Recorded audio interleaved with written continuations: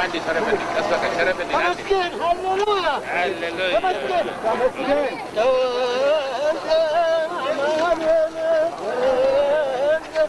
امان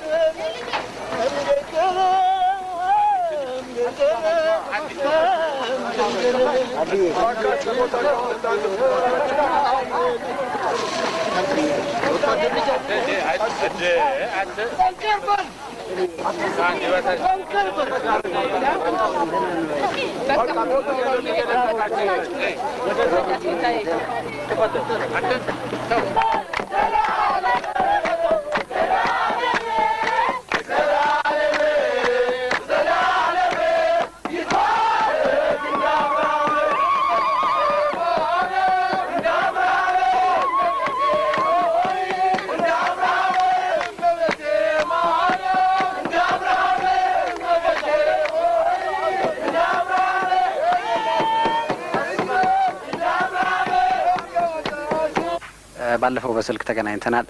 እስቲ ከዛ በኋላ ያለው ለውጥ ንገረኝ እስቲ በጤንነት ላይ።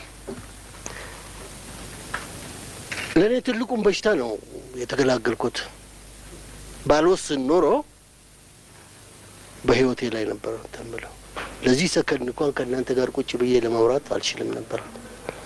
ይሄ ጋንግሪን የሚሉት ትልቅ በሽታ ልክ እንደ ፍልፈል እየሮጠ እየሄደ ልክ ከታች ስትፈልግ እዚያ ጋር ቁረጥ ስትፈልግ ከወገቤ በታች ቁረጥ ብዬ ነው ያዘዝኩት።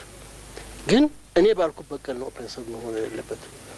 ወደ ጠዋት መጣ ከሳፖት ለተረ በቃ ይሄ ነው የወሰንኩት። ያን ከወሰንኩ በኋላ ጥሩ እንቅልፍ ተኛሁ። ጥሩ እንቅልፍ እንደ ባለቤቴ እንኳን ቀስቀስ አድርጋ እንደ ይሄ ሰው ደህና ነው እስከ ማዳመጥ ደረሳ ነበር። ጥሩ እንቅልፍ ተኛሁ። የሚጠዘጥዘኝ የለም የሚቆረጥበኝ ምንም የለም። የሚገርመው ነገር ልክ ረጅም እግር እንዳለው ሰው ያ በፊቱ ስሜት እዛ ላይ ሆኖ አሁን ድረስ ይሰማኛል። አሁን እዚች ዳርና ዳር ላይ ጠቅ ጠቅ ጠቅ ጠቅ ጠቅ ያደርገኛል። ምንድነው እንዲህ ያለ ነገር አለ። ደግሞ አንድ ታብሌት አለ። እሱ መውሰድ እሱ መልመድ ማለት ሄሮይን መልመድ ማለት ነው።